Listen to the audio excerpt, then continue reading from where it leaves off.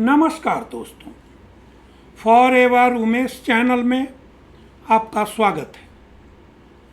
शक्ति ही जीवन है, दुर्बलता ही मृत्यु है। स्वामी विवेकानंद की एक बहुत प्रसिद्ध कोट्स है। उम्र के इस पड़ाव पर भी मैं इस कथन से अपने आप को कनेक्टेड पाता हूँ और इसे सत्य समझता हूँ। चूंकि सोसाइटी की व्यापक माइंडसेट आनंद को मैक्सिमाइज करने की है, इसलिए अधिकांश लोग नौकरी पाने या बिजनेस एस्टैब्लिश करने के लिए कड़ी मेहनत करते हैं, जिससे वो पैसा कमा सके और ज़्यादा से ज़्यादा आनंद उठा सके। इस प्रक्रिया में प्लेजर को मैक्सिमाइज करने के लिए मन में हमेशा एक कैलकुलेशन चलती रहती है। जब हम कोई कठिन काम करते हैं, जैसे कि बच्चे पढ़ाई करते हैं, बिजनेसमैन बिजनेस एस्टैब्लिश करने के लिए कड़ी मेहनत करते हैं, या कर्मचारी किसी प्रोजेक्ट से एक्स्ट्रा टाइम देते हैं, तो हम सभी कड़ी मेहनत से एक्सपेक्टेड रिजल्ट को कैलकुलेट करते रहते हैं और क्या वह हमें अधिक प्लीजर देगा। इस प्रकार हम उन प्लीजर के अपॉर्चुनिटी को, कॉस्ट को कैलकुलेट करते रहते हैं, जिन्हें हम त्यागते हैं और एंटीसिपेटेड प्लीजर के साथ कॉस्ट की भरपाई करते रहते हैं।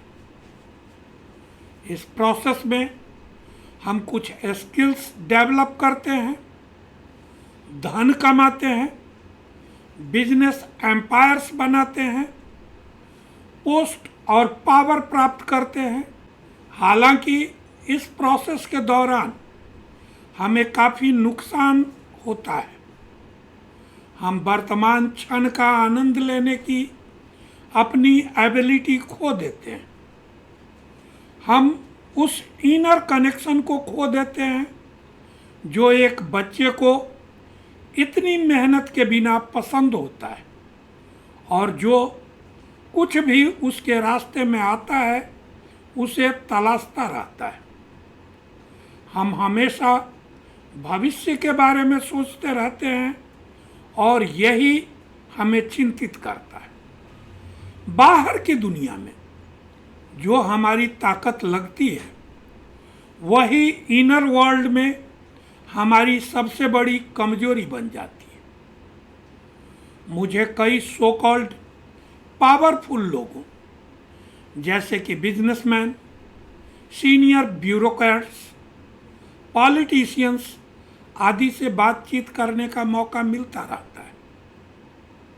वे बाहरी दुनिया में काफ़ी मजबूत दिखते हैं, लेकिन भीतर से वे अपनी इमेज के अनुसार जीने और अपने ड्रीम्स को पूरा न होने के डर से में रहते हैं। जब तक हम जीवन देने वाली चेतना से नहीं जुड़ते, हम हमेशा इनसिक्योर और कमज़ोर महसूस करेंगे और उस कमजोरी से बाहर निकलकर सेफ महसूस करने के लिए हम किसी न किसी वस्तु से चिपके रहेंगे। हम में से अधिकांश लोग सोसाइटी में अपनी इमेज से चिपके रहते हैं। कुछ लोग मटेरियल प्रॉपर्टीज से चिपके रहते हैं। हमें लगता है कि इस तरह की पकड़ हमें सिक्योरिटी देगी और हमें मजबूत बनाएगी। हम नहीं जानते कि जिस जहाज पर हमने अपनी नाव का लंगर डाला है, वह खुद डूब रहा है। सभी मटेरियल प्रॉपर्टीज और सेल्फ इमेज हवा में है और रातों रात गायब हो सकती है। जो बात हमेशा बनी रहती है वह है हमारी चेतना, बाकी सब उसी की अभिव्यक्ति मात्र है। झूठ हमें कभी ताकत नहीं देता, इसलिए जब हम इस जीवन की सच्चाई को नहीं समझेंगे हम हमेशा कमजोर ही रहेंगे। कमजोरी कई तरह की इनसिक्योरिटी और व्यवहार संबंधी विलक्षणताएं पैदा करती है। लोग एक अच्छा सबॉर्डिनेट चाहते हैं, लेकिन जैसे ही वह सबॉर्डिनेट अपने स्वतंत्र विचार रखता है वे असुरक्षित महसूस करते हैं।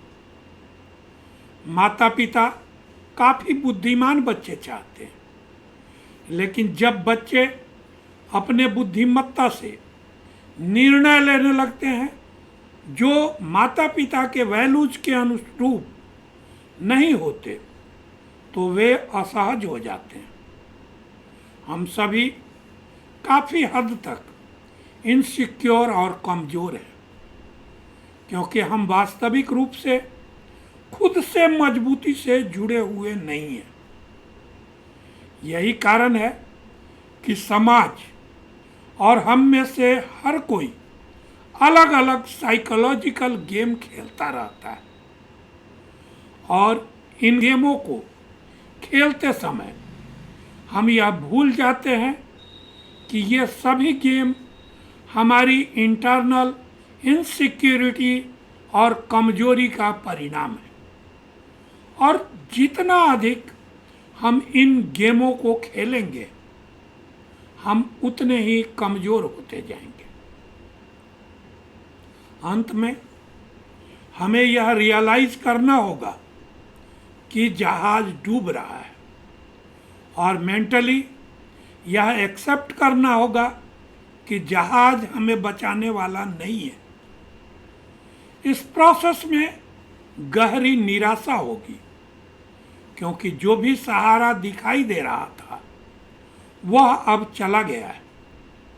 हालांकि ज़्यादातर लोगों की तरह अगर हम खुद को मटेरियल प्रॉपर्टी और सेल्फ इमेज के डूबते जहाज से जोड़े रखेंगे तो हमारा भाग्य भी जाना पहचाना ही होगा। हम इस दुनिया को तलाशने के लिए इंटेलिजेंट पैदा हुए हैं, लेकिन रास्ते में कहीं खो गए। हम खुद को अलग करके ही उस इंटेलिजेंस को वापस पा सकते हैं। यह शुरुआत में थोड़ी चिंता पैदा करता है, क्योंकि हम सोशल रिकॉग्निशन, मेंटल कंफर्ट और अपने बैंक अकाउंट्स को देखने के आदी हो चुके हैं।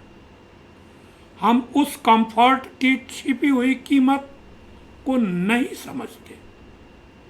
जिस पल हम समझ जाएंगे हम उसे फेंक देंगे। डूबते जहाज से चिपके रहने में सुरक्षा नहीं है, बल्कि सुरक्षा जमीन पर आने में। इससे हमें ताकत मिलती है और वह ताकत ही जीवन है।